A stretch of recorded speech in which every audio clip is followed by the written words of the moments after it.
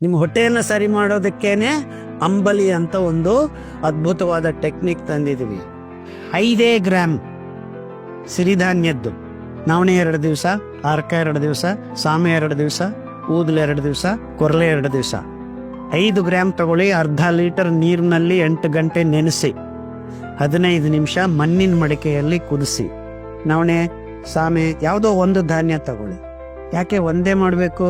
ಎಲ್ಲ ಮಿಕ್ಸ್ ಮಾಡಿದರೆ ಏನಾಗಿದೆ, ಇದರಲ್ಲಿದ್ದ ನಾರು, ನವಣೆ ನಾರು ನಿಮಗೆ ಶ್ವಾಸಕೋಶ ನರನಾಡಿಗಳನ್ನು ಶುದ್ಧ ಮಾಡುತ್ತೆ. ಆರ್ಕದಲ್ಲಿರೋದು ನಿಮ್ಮ ಬೋನ್ ಮ್ಯಾರೋ ರಕ್ತವನ್ನು ಶುದ್ಧ ಮಾಡುತ್ತೆ. ಕೊರ್ಲೆಯಲ್ಲಿ ಇರೋದು ನಿಮ್ಮ ಬಾಯಿಂದ ಗುದದವರ ತನಕ ಹೋಲ್ಸೇಲ್ ಪ್ಯಾಕೇಜ್ ಡೀಲ್, ಅದು ಎಲ್ಲ ಶುದ್ಧ ಮಾಡುತ್ತೆ. ಊದಲು ನಿಮ್ಮ ಯಕೃತ್ತು, ನಿಮ್ಮ ಮೇದುಜೀರಕ ಅಂಗ, ನಿಮ್ಮ ಪ್ಲೀಹ, ಈ ಮೃದು ಅಂಗಗಳನ್ನು ಶುದ್ಧ ಮಾಡುತ್ತೆ. ಸೊ ಸಾಮೆ ಅಕ್ಕಿ ನಿಮ್ಮ ಜನನಾಂಗಗಳನ್ನು ಶುದ್ಧ ಮಾಡುತ್ತೆ. ಕಾರ್ತಿಕ್ ಹೇಳ್ತಾ ಇದ್ದಂಗೆ ಎಲ್ಲ ಮಿಕ್ಸ್ ಆಗಿ ಬಿದ್ದಿದೆ, ಇದನ್ನ ಮಾರಾಟ ಮಾಡಬೇಕು ಅಂತ ಮಲ್ಟಿಮಿಲೆಟ್ ಅಂತ ತಳ್ತಾ ಇದ್ದಾರೆ. ಆ ಥರ ಆದಾಗ ನೀವು ತಿನ್ನೋದಿಷ್ಟೇ ತಾನೇ 100 ಗ್ರಾಮ್ ಒಂದು ಹೊತ್ತಿಗೆ. ಅಂದರೆ ಎಲ್ಲ 5 ಧಾನ್ಯಗಳನ್ನು ಮಿಕ್ಸ್ ಮಾಡಿದ್ರೆ ನಿಮಗೆ ನಿಮ್ಮ ರಕ್ತ ಶುದ್ಧ ಆಗೋದಿಲ್ಲ, ನರನಾಡಿಗಳು ಶುದ್ಧ ಆಗೋದಿಲ್ಲ, ಯಾವುದು ಶುದ್ಧ ಆಗೋದು. ಅದಕ್ಕೆ ಒಂದಾದ ಮೇಲೆ 2 ದಿವಸ ತಿಂದರೆ ಎಲ್ಲ ಶುದ್ಧ ಆಗತ್ತೆ. ಒಂದು 10 ದಿವಸದಲ್ಲಿ ನಿಮ್ಮ ಬಾಡಿ ಸಂಪೂರ್ಣ ಆರೋಗ್ಯ. ಮತ್ತೆ ರೊಟೇಷನ್ ಅಲ್ಲಿ ಮಾಡ್ತಾ ಇರು. 5 ಗ್ರಾಮ್ ಅಂಬಲಿ ಮಾಡೋದಕ್ಕೆ ಪರ್ ಪರ್ಸನ್. 8 ಗಂಟೆ ನೆನೆಸಿ 15 ನಿಮಿಷ ಕುದಿಸಿ, ಮಣ್ಣಿನ ಮಡಿಕೆಯಲ್ಲೇ ಕುದಿಸ್ಬೇಕು. ಬಟ್ಟೆ ಕಟ್ಟಿ ಇಡ್ರಿ. ಕೆಲವರು ಸ್ಟೀಲ್ ಪಾತ್ರೆಯಲ್ಲಿ ಕುದಿಸಿ ಮಣ್ಣಿನ ಮಡಿಕೆಯಲ್ಲಿ ಹಾಕ್ತಾರೆ, ಅದು ಓಕೆ.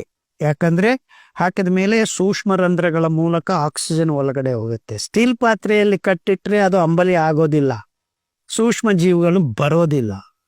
ಸೊ 18,000 ವೆರೈಟೀಸ್ ಆಫ್ ಸೂಕ್ಷ್ಮ ಜೀವಿಗಳು ಆಕ್ಸಿಜನ್ ಯುತ, ಅಂದ್ರೆ ಆಮ್ಲಜನಕ ಸಹಿತ ಕಿಣ್ವ ಪ್ರಕ್ರಿಯೆ ಅಂತಾರು, ಏರೋಬಿಕ್ ಫರ್ಮೆಂಟೇಶನ್.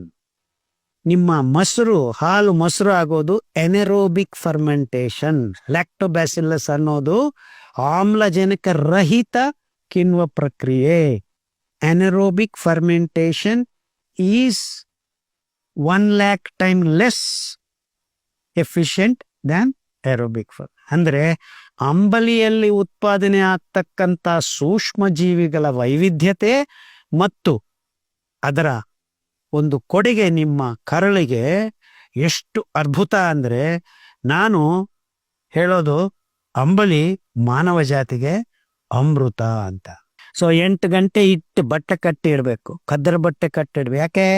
ಗಾಳಿ ಆಡಬೇಕು, ಆಕ್ಸಿಜನ್ ಹೋಗ್ಬೇಕು. ಆ ಒಳಗಡೆ ತಯಾರಾಗ್ತಾ ಇತ್ತ ಮೆತ್ತಿಗೆ ಸೂಕ್ಷ್ಮ ಶಿರು ಆಗತ್ತೆ, ಕಾರ್ಬನ್ ಡೈಆಕ್ಸೈಡ್ ರಿಲೀಸ್ ಮಾಡ್ತವೆ ಅವು, ಅದು ಹೊರಗಡೆ ಬರಬೇಕು. ಮೆತ್ತಿಗೆ ನೀವು ಗಟ್ಟಿಯಾಗಿ ಮಾಡಿದ್ರೆ ಇನ್ನೊಂದು 8 ಗಂಟೆ ಹಂಗೆ ಇಟ್ಬಿಟ್ರೆ ಅದು ದಾರು ಆಗ್ಬಿಡುತ್ತದೆ. ದಾರು ಅಂದ್ರೆ ಗೊತ್ತಾ? ಸಾರ. ಸಕ್ಕರೆ ನಗರ ಮಂಡ್ಯಕ್ಕೆ ಬನ್ನಿ ಅಂತ ಬರ್ಕೊಂಡಿದೆ. ಆಕ್ಚುಲಿ ಒಂದು ಸಕ್ಕರೆ ಫ್ಯಾಕ್ಟರಿ ಇದೆ ಅಂದ್ರೆ ಅದರ ಸುತ್ತಲೂ 18 ದಾರು ಫ್ಯಾಕ್ಟರಿಗಳು ಇರ್ತವೆ. ಸೊ ಎಲ್ಲಿ ಸಕ್ಕರೆ ಉತ್ಪಾದನೆ ಮಾಡಿದ್ರು ಅಲ್ಲಿ ಆಕ್ಚುಲಿ ಸಕ್ಕರೆ ಈಸ್ ಎ ಮುಖವಾಡ ಅಷ್ಟೇ. Karnataka alone produces 7 lakh tons of sugar per year. ಅಂದ್ರೆ ಅದು ಎಷ್ಟು ಹೆಂಡ ರೆಡಿ ಮಾಡ್ತಾ ಇದಾರೋ ಅಂತ ಕ್ಯಾಲ್ಕುಲೇಟ್ ಮಾಡ್ರಪ್ಪ ನೀವು. Making sense? ಸೊ ಆ ಅಂಬಲಿನ ಕುಡಿದ್ರೆ ನಿಮಗೆ IBS, ಕ್ರಾನ್ಸ್, ಈ ಕ್ಯಾನ್ಸರು, ಆ ಕ್ಯಾನ್ಸರ್, ಹೊರಲು ಕ್ಯಾನ್ಸರ್, ಕಟ್ಟ ಕ್ಯಾನ್ಸರ್, ಎಲ್ಲ ಕ್ಯಾನ್ಸರ್ಗಳು 6 ತಿಂಗಳಲ್ಲಿ ಮಾಯ, ಗ್ಯಾರಂಟಿ. ಯಾಕೆ? 24x7 doctor. ಅರ್ಲಿ ಮಾರ್ನಿಂಗ್ ಖಾಲಿ ಹೊಟ್ಟೆ ಕುಡಿಬೇಕು. ಹೆಂಗ್ ಕುಡಿಬೇಕು? ಹಿಂಗೆ ಕೂತ್ಕೊಂಡು ಯಾಕೆ? ನಿಮ್ಮ ಹೊಟ್ಟೆ ಕವಾಟ ನೀರು ದ್ರವ ಪದಾರ್ಥ ಇದ್ರೆ ಓಪನ್ ಆಗತ್ತೆ, ಕರಳಿಗೆ ಸೇರ್ಬೇಕ. ಸಣ್ಣ ಕರಳು, ದೊಡ್ಡ ಕರಳು, ಸೆಲಿಯಕ್ ರೀಜನ್ ಅಂತ. ಅಲ್ಲಿ ಸೇರಿದಾಗ ಈ ಸೂಕ್ಷ್ಮ ಜೀವಿಗಳು ಸಿಂಬಯಾಟಿಕ್ ಗಟ್ ಮೈಕ್ರೋಬ್ ಆಗಿ ತಯಾರಾಗ್ತವೆ. ಅದೇ ನೀವು ಹಿಂಗೆ ಅಂದ್ರೆ ಆ ಕವಾಟ ಓಪನ್ ಆಗೋದಿಲ್ಲ. ಯಾಕಂದ್ರೆ ಘನ ಪದಾರ್ಥಗಳನ್ನು ತಿಂದಾಗ ಪಚನ ಆದ್ಮೇಲೆ ಅದು ಓಪನ್ ಆಗುತ್ತೆ. ಸಿಗ್ನಲ್ಸ್ ಬರಬೇಕು ಓಪನ್ ಮಾಡಿ ಅಂತ.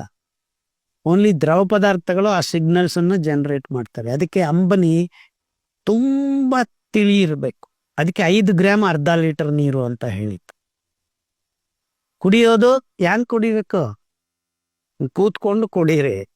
ಅಲ್ಲಿ ಅಡ್ಡಾಡ್ತಾ ಕೂತ್ರೆ ಅಲ್ಲಿ ಸರಿಯಾಗಿ ಓಪನಿಂಗು ಕ್ಲೋಸಿಂಗು ಇರೋದಿಲ್ಲ. ಏನು ಬೇಕಾಗಿಲ್ಲ, ನಿಮಗೆ ಬೇಕು ಅಂದ್ರೆ ಉಪ್ಪು ಹಾಕೋಬಹುದು. ಬೆಳಿಗ್ಗೆ ಖಾಲಿ ಯಾವಾಗಾದ್ರೂ ಕುಡಿಬೋದು, ಖಾಲಿ ಹೊಟ್ಟೆ ಇರಬೇಕು.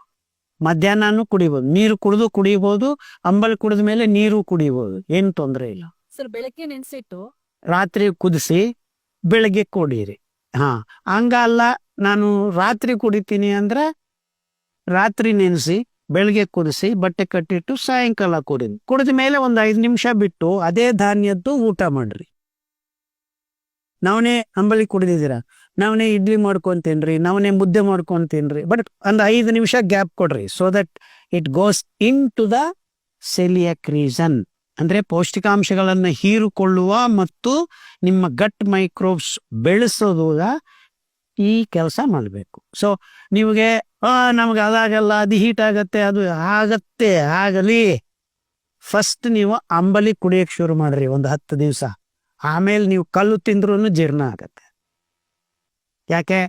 ಜೀರ್ಣ ಮಾಡುವ ಆ ನಿಯಂತ್ರಣ, ಆ ನಿಗದಿತ ಪ್ರಮಾಣದಲ್ಲಿ ಏನೇನು ಯಾವಾಗ ಎಷ್ಟು ಎಲ್ಲಿ ಮಾಡಬೇಕು ಅನ್ನೋದು ನಿಮ್ಮ ಮೈಕ್ರೋಬ್ಸ್ ಡಿಸೈಡ್ ಮಾಡ್ತವೆ. ನಿಮ್ಮ ಜೀವಕೋಶಗಳ ಜೊತೆ ಆ ಸಹಜೀವನ ಸಹಬಾಳ್ವೆಯಲ್ಲಿ. ಅರ್ಥ ಆಗ್ತಾ ಇದೆಯಾ ಹೇಳೋದು?